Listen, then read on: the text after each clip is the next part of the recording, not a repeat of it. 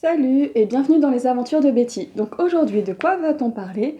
On va parler du fait qu'on n'est ni marié à son médecin, à son chirurgien, à son oncologue, à n'importe qui du corps médical. Voilà, on a toujours le choix, on peut changer, on peut demander un deuxième avis. Donc vous êtes peut-être effectivement dans votre vie marié à un médecin, génial, félicitations. Mais du coup, si vous avez un cancer, normalement, ce n'est pas votre mari qui doit vous suivre, même si votre mari est oncologue. Donc, quoi qu'il arrive, dans les faits, on n'est jamais marié au médecin qui suit notre cancer. Donc voilà, cela étant dit, c'est une introduction un petit peu humoristique, voilà, pour vous dire que vous avez le droit de changer de médecin, que vous avez le droit de demander un deuxième avis, et que c'est pas grave, que c'est comme ça. On va aussi remettre les choses à leur place.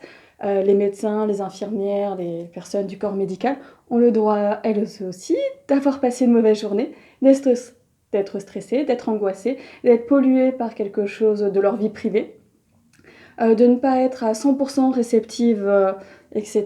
On a tous des bons et des bonnes et des mauvaises journées. Eux aussi, vous aussi. On n'accroche pas tous avec les mêmes personnes. Des fois, il y a plus d'affinité avec telle ou telle personne. Et ben, c'est le cas aussi. Donc tout ça, c'est normal. La seule chose, c'est qu'elles ne doivent pas, le elles étant les personnes du corps médical, ne doivent pas vous manquer de respect, vous mettre mal à l'aise, avoir des propos injurieux, ce genre de choses. Ça, ça en fait, on n'a pas le droit de le faire juste en tant qu'être humain. Donc qu'on porte une blouse blanche ou pas, ça ne change pas la donne du fait qu'on est censé respecter la personne qui se trouve en face de nous. Après, on est tous différents et on accroche tous différemment avec les personnes. C'est-à-dire que l'oncologue peut être le meilleur oncologue du monde, vous pouvez connaître des personnes qui ont été soignées par lui, qui ont été satisfaites des soins, etc. Peut-être que c'est l'un des meilleurs, etc. Mais peut-être qu'il ne vous convient pas. Ça ne fait pas de lui un moins bon médecin et ça ne fait pas de vous quelqu'un de pas adapté. C'est juste que peut-être ce couple-là, enfin vous avez compris, cette association-là, ne marche pas. Et c'est pas grave, il suffit de vous trouver quelqu'un d'autre qui vous convient, qui peut-être n'aura pas convenu à Madame X ou Monsieur Z, et que pour vous, ça sera la bonne association, que pour vous, vous vous sentirez à l'aise, et c'est à peu près tout ce qui compte. Donc, tout ça pour dire que dans la relation médecin-patient, surtout quand on a un cancer, il faut se sentir à l'aise de pouvoir lui parler d'à peu près tout et n'importe quoi, et de poser toutes vos questions, tout simplement, parce que ce n'est pas quelque chose de très intuitif que d'avoir un cancer, que votre corps vous fait défaut à différents niveaux, de différentes façons. C'est-à-dire que quand vous pensez avoir à peu près tout compris, tout suivi, etc. Et c'est à ce moment-là qu'arrive un symptôme, un signe, un truc que vous ne vous y attendiez plus, ou voilà, quelque chose de pas très agréable. Il faut pouvoir en discuter ouvertement, librement, sans se sentir jugé, sans se sentir pas à sa place ou quoi que ce soit. Ce qui se passe dans votre corps que là vous ne maîtrisez pas, il faut avoir une oreille, une écoute bienveillante dans laquelle vous pouvez vous sentir à l'aise de parler. Donc parfois, de parler à quelqu'un qui a à peu près le même âge que vous, ça peut être déstabilisant. Des fois, de parler à quelqu'un qui a l'âge d'être votre père ou votre grand-père, ça peut être déstabilisant. Donc il faut trouver, vous, le cadre, la relation dans laquelle vous vous sentez bien. Voilà, il faut paradoxalement quand même éviter de changer de médecin toutes les 4 matins. Donc comme je vous disais, un médecin a le droit d'être fatigué, a le droit d'être même en colère, même si c'est pas contre vous et qu'il n'a pas à être en colère contre vous, mais à être exaspéré de sa journée, et s'il faut, il a eu un dégât des eaux à la maison, sa femme vient de le quitter, en plus il s'est tapé une contravention en arrivant, donc peut-être qu'il va pas être tout sourire. Bon, vous me direz maintenant il y a les masques, hein, c'est quand même génial, ça cache un peu une partie des expressions, mais voilà. Donc évitez de changer de médecin tous les 4 matins, tout simplement parce que votre dossier médical en pâtira, votre suivi médical en pâtira, parce que c'est important de savoir où vous en êtes, les traitements qu'il y a, etc. Et que si tous les premiers du mois, un nouveau médecin doit reprendre tout le fil conducteur, ça sera complexe et c'est dommage parce que votre prise en charge en pâtira, donc votre santé, donc vous. Voilà. Par contre, ça ne sert à rien non plus de rester avec un médecin. Vous n'avez pas signé un contrat avec votre sang en disant non, je resterai avec lui, non, je n'arrive pas à lui parler, non, je suis muette devant lui, non, je lui dis rien. Mais non, non, je reste avec lui parce qu'on m'a dit que c'était un bon médecin. Ça aussi, c'est complètement ridicule. Donc à vous de trouver le juste milieu. Je vais vous donner un exemple. J'ai des voisines de chimio qui ont été... des voisines de chimio, hein, c'est ce que j'appelle les gens, vous savez, qui partagent les chambres avec vous ou les salons, etc. Au final, on se retrouve à parler de vachement de choses, des fois super personnelles ou quoi que ce soit, c'est normal, c'est un peu des gens qui comprennent ce par quoi vous passez. Et il y en a deux notamment qui ont changé d'oncologue, qui avaient le même oncologue que le mien et qui finalement ont changé d'oncologue parce que elles avaient ce besoin-là, etc. Elles ont changé, elles ont pris un des autres médecins, ils sont trois dans l'établissement dans lequel on est, trois à nous suivre, etc. Elles en ont pris, en plus c'est drôle, chacune un différent. Et c'est pas grave, ça s'est très bien passé. Et elles continuent de faire leurs soins au même endroit. C'est-à-dire que parfois, vous changez de médecin, mais vous ne changez pas forcément d'établissement de soins. Donc si par exemple, vous êtes super bien dans l'hôpital de jour qui vous suit avec les infirmières, etc., que vous vous sentez à l'aise, que maintenant c'est votre père, vous pouvez garder tout ça et des fois juste changer de médecin. Par contre, on est d'accord, ils sont humains, vous êtes humains aussi, ils vous doivent le respect, vous leur devez aussi. Quand vous demandez à changer de médecin, on est prié de ne pas l'insulter, de ne pas l'injurier, de ne pas lui expliquer qu'il est complètement incompétent, sauf si c'est le cas, preuve à l'appui. Mais voilà, juste dire coucou, ou passer par les secrétaires ou quoi que ce soit, expliquer que vous aimeriez que ça soit un autre médecin qui vous suive. Vous n'êtes pas obligé non plus de vous justifier pendant 1000 ans. En règle générale, ça se passe assez bien. On vous dit bonjour, est-ce qu'il serait possible de changer de médecin? Je me sentirais plus à l'aise, peut-être avec un des autres associés, un des autres assistants ou quoi que ce soit. Il y a 9 chances sur 10 pour qu'on dise oui, oui, pas de souci, bah voilà, on fait le changement de dossier. Avez-vous une préférence? Non, je prends celui qui a un premier créneau de dispo ou quoi que ce soit. Hop, hop, hop, c'est acté, c'est fini, on va laisser peser. Donc voilà, je viens d'un peu de m'éterniser sur le côté oncologue, normal, hein, quand on a un cancer, chimio, etc. On pense surtout à l'oncologue. C'est le cas aussi avec le chirurgien. Par exemple, celui qui vous a fait... Pour ma part, j'ai une mastectomie totale, donc après je vais avoir une reconstruction. Des fois, celui qui fait la mastectomie n'est pas celui qui va faire la reconstruction, voilà. Ou tout simplement, peut-être que le chirurgien qui vous a opéré va vous proposer une méthode de reconstruction qui n'est pas forcément celle que vous voulez. Il existe plusieurs méthodes de reconstruction, j'en parlerai dans une prochaine vidéo. Donc voilà, renseignez-vous.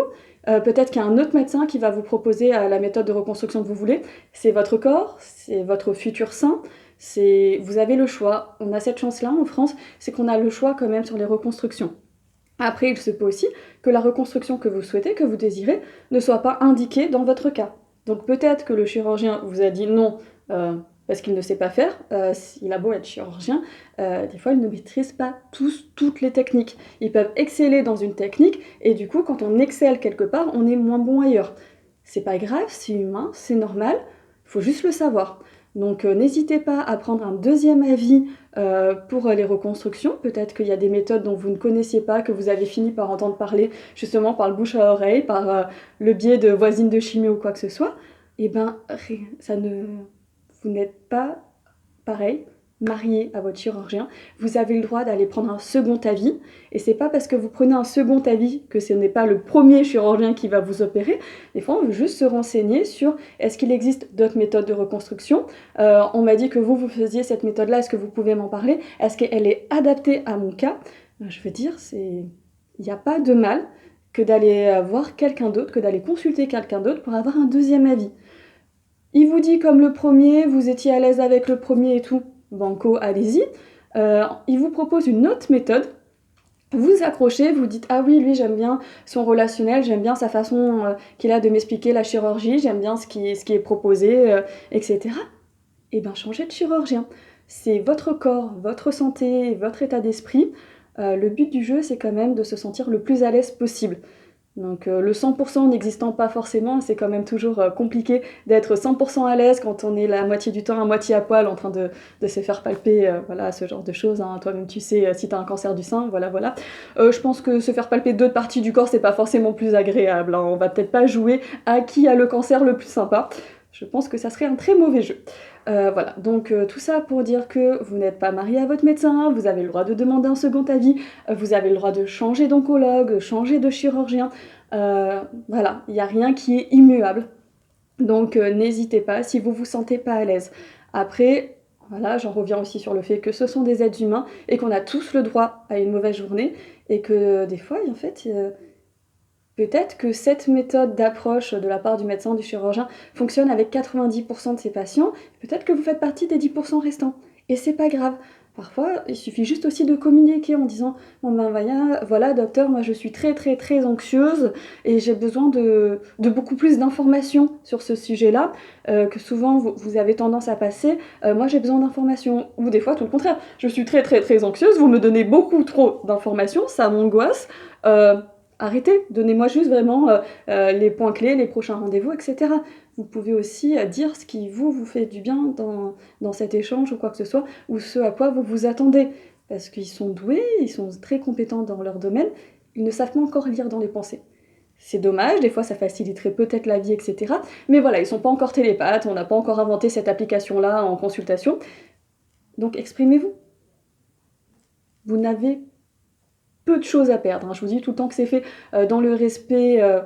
Vous vous attendez à ce que les gens vous respectent, donc démarrez par respecter les gens. Franchement, tant que c'est fait dans le respect, dans de la communication qui est normale, hein, tout à chacun, devrait pas y avoir de soucis.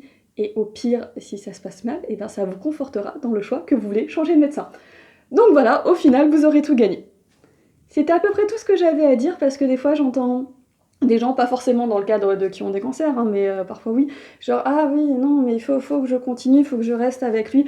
Non, mais j'ose pas lui dire quand j'ai mal, quand ceci, j'ose pas lui parler de ça.